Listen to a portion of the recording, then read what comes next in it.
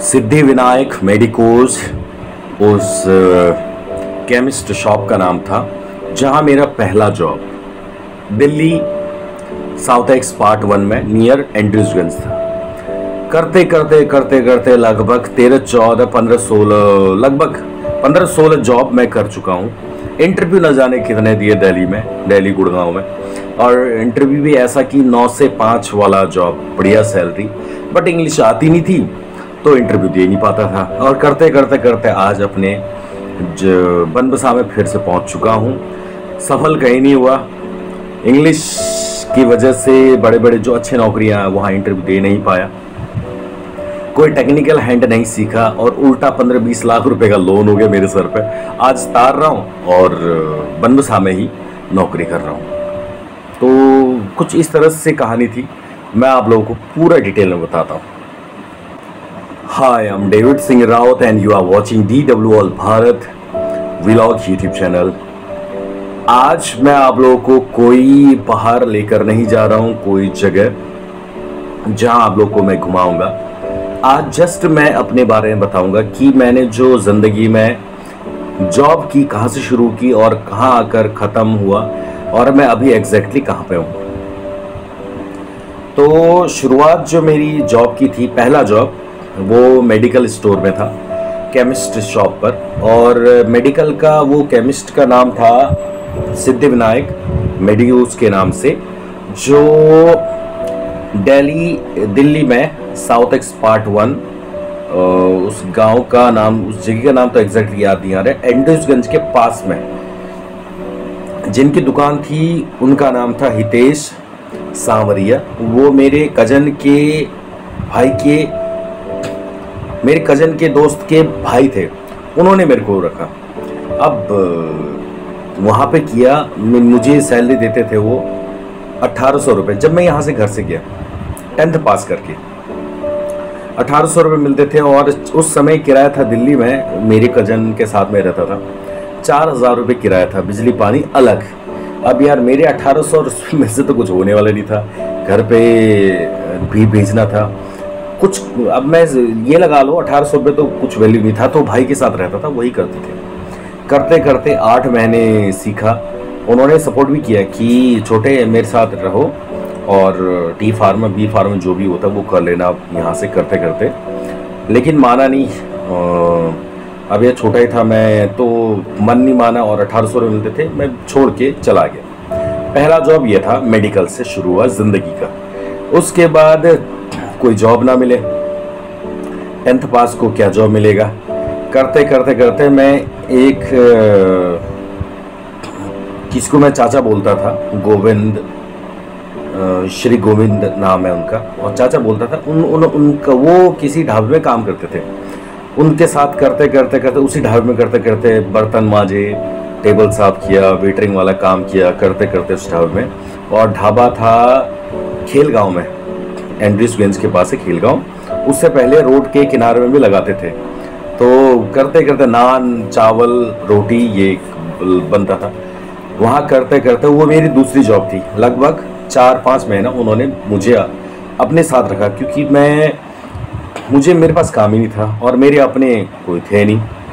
तीसरा जॉब, दूसरा ये हो गया। तीसरा जॉब खेलगांव में एक कॉल सेंटर था रिकवरी का, वहाँ देते थे मेरे को आई थिंक 2700 रुपये। रिकवरी में मेरी बस की बात नहीं थी, और हिंदी कॉल सेंटर था वो। वहाँ पर मैंने किया लगभग 3 महीने। इतना प्रेशर वो था। सुबह 9 से 5 बजे का जॉब। उसके बाद एक अरविंद नाम के भाई साहब मिले, जो मेरे लिए भगवान साबित हुए। उनके घर वाले, उन्होंने मेरी कहानी सुनी यार, मेरे साथ क्या क्या हुआ है और क्या कंडीशन है। मेरी घर की कंडीशन पहले से अच्छी नहीं थी। एंड उसके बाद वो सुनने के बाद वो मुझे अपने घर ले गए, नजफगढ़, द्वारका नजफगढ़, दिल्ली। 2 से 3 महीना कोई रोज जॉब नहीं था। उन्होंने अपने घर पे रखा मुझे, अपने भाई की तरह, अपने बेटों की तरह, उनके माता पिता ने। रहते रहते उसके बाद उन्होंने लगाया मेरे को विशाल मेगा मार्ट, नजफगढ़ में है आज भी। उसमें मैंने लगभग पौने 2 साल जॉब किया। वहाँ करने के बाद मेरे को वहाँ सैलरी मिलती थी 4700 था या 4000 ऐसी समथिंग। करते करते वहाँ का PF सब निकाला और थोड़ा बोलना सीखा। गांव से गया था तो कम्युनिकेशन अच्छी नहीं थी, इंग्लिश तो दूर, हिंदी वाली कम्युनिकेशन। और विशाल मेगा मार्ट के बाद वो कितने जॉब हो गए, पहला दूसरा तीसरा 4 जॉब। 5वां जॉब मैंने खुद छोड़ा वहाँ से। फिर मैं गया रजौरी गार्डन में, सोनी सेंटर था वहाँ पर। उसमें लगभग मैंने 2-2.5 साल वहाँ भी किए मैंने। वहाँ पे मेरे को 5,500 यही मिलते थे। करते करते करते करते 5वां जॉब वहाँ से छोड़ा। फिर राजा गार्डन में एक टॉयज़ खिलौनों का एक कंपनी था, वो ऑनलाइन RO खिलौने के टॉय ये सेल करते थे। वहाँ मेरी बनी नहीं, 17-18 दिन में वहाँ छोड़ा। कितने 4 जॉब 6 जॉब हो गए। 7वां जॉब विजय सेल्स में पहुँचा मैं। विजय सेल्स में पहुँचा। वहाँ पहुँचने के बाद विजय सेल्स में वहाँ टिका लगभग 4.5 साल। ग्रेजुएटी हो चुका था, 5 साल लगभग हुआ विजय सेल्स में। सेल्स का मतलब टोटली मैं सेल्स से जुड़ा शुरुआत से ही। और दिल्ली में तो ये कहते हैं भाई जो कहीं सफल नहीं होता है ना, वो सेल्स में ही आता है, सेल्समैन बन जाता है। चलो विजय सेल्स में मैंने बिताया अपने 5 साल। ग्रेजुएटी मिली, सैलरी वहाँ था 12,500। 12,500 होते होते 14,500 में 14,500 15,000 मेरी सैलरी थी। तब मैंने छोड़ दिया था। उसके बाद बहुत पापड़ बेले सेल्स में, तो यार सेल्समैन में 13-14 घंटे खड़े होना होता था मैं, चाहे विजय सेल्स में हो या कहीं भी मैंने जॉब किया। उसके बाद वो छोड़ने के बाद, विजय सेल्स छोड़ने के बाद मैंने उसके बाद एयरटेल भी ज्वाइन किया। एयरटेल स्टोर होता है वहाँ कुछ दिन काम किया, नहीं ट्रेनिंग तक ही किया, फिर छोड़ा वहाँ से भी। और उसके बाद Sony centre, again Sony brand से नहीं, उसके बाद मैं गया, याद नहीं आ रहा कहाँ गया था। विजय सेल्स के बाद फिर हाँ होटल बुकिंग लाइन में गया मैं। मुनीर का में अवधेश, मिस्टर अवधेश शर्मा मैनेजर है वहाँ के, और वो कंपनी शायद अब भी है, वो होटल बुकिंग करते हैं पूरी इंडिया का। तो वहाँ पे लगभग वो काम मेरे को बहुत मज़ा आया ज़िंदगी का। और वो 9 से 5 वाला जॉब था और बहुत मन लगा, ये काम करता था। वहाँ सैलरी थी मेरी 13,000 14,000 ऐसी समथिंग कुछ। फिर वहाँ 1.5-2 साल वहाँ किया। उसको छोड़ने के बाद फिर मैं LED बैकएंड में चला गया मिस्टर अरविंद के पास, जो द्वारका में रहते हैं। उनके पास लगभग 2-3 साल किया। फिर उसके बाद चला गया भाई। उसके बाद फिर वो दिल्ली का लास्ट जॉब था। लास्ट जॉब करने के बाद भाई मैं आया खटीमा में होम टाउन अपना। आने से पहले मैंने देखा सबसे बड़ा स्टोर क्या है क्या नहीं, क्योंकि मैं सेल्स से था पहले, वही एक्सपीरियंस था। तो निखिल पेंट्स में गया। उन्होंने मेरे को 13-13,500 रुपये ऑफर किया। 23 दिन काम किया वहाँ पे भाई। हार्डवेयर का दुकान था, बड़ा दुकान खटीमा में है, दुकान अब भी। पेंट उठाना पड़ता था। शुरुआत में तो एकदम टिप टॉप बन के गया, बाद में पुराना हुआ तो पेंट के डब्बे ये वो उठाना पड़ता था। मेरे को समझ में नहीं आया। फिर मैंने ज्वाइन किया इलेक्ट्रॉनिक लाइन कोई खटीमा में। वहाँ ज़्यादा नहीं 2 महीने किए, वो छोड़ा, वो भी समझ नहीं आया। फिर मेडिकल दुकान में वहाँ पे लगभग 5-6 महीने किया, 5-6 महीना, वो समझ में नहीं आया वहाँ पे बिल्कुल, वो भी छोड़ा।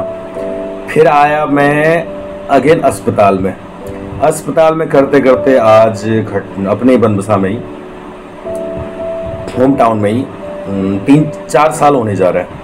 तो भाई ये था। और लगभग मेरा 16 जॉब हो गए मेरे। 16 जॉब चेंज किया और बीच में शायद कुछ होंगे जो मेरे को याद नहीं आ रहा है। सफल कहीं नहीं हुआ। दिल्ली में जब था तो मैं सोचता था कि यार अच्छे सैलरी वाली कंपनी में जाऊं, अच्छी कंपनी में जाऊं, और जो 9 से 5 वाला जॉब हो, सिटिंग वाला बढ़िया। जिसमें सैलरी मेरी अच्छी हो एंड गाड़ी पिक एंड ड्रॉप वाला सिस्टम हो, लेकिन कहीं सफल नहीं हुआ क्योंकि इंग्लिश नहीं आती थी।